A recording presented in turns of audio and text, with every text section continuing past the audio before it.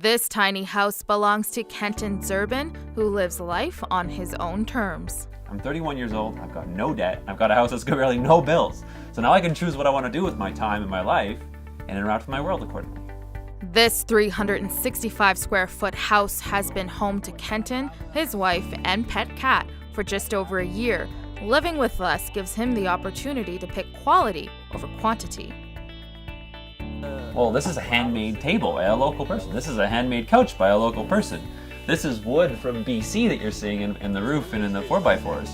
And Homes like these are picking up momentum here in Alberta, and contractors like Steve Zaleschuk are happy with the interest.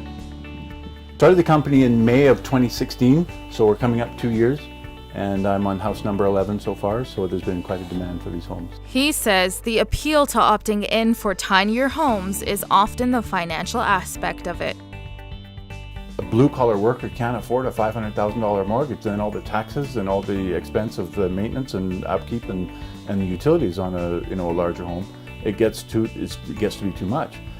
Bigger homes mean bigger mortgages. The average house in Edmonton sells for about $360,000, but you can own a tiny house for as low as $10,000. big reason why I did this, it's a huge pro, is getting away from debt and mortgages. So in today's world, you often have to get into $250,000 to $500,000 or even up to $1 million, depending where you're living, to have a house. You've got a full-time job you need to do now, and now you're living for your house. Instead of your house allowing you to live the life you want, it comes an entrapment. For Kenton, a tiny home checked all of the boxes that he wanted without it being over the top.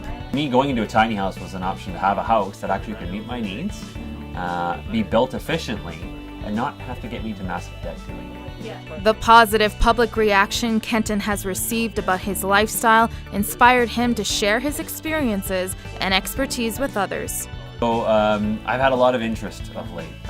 There's not a lot of teachers out there who are teaching this. You'll have builders and you'll have bloggers, but you don't have professional teachers doing it. So that's my background. I'm a professional teacher.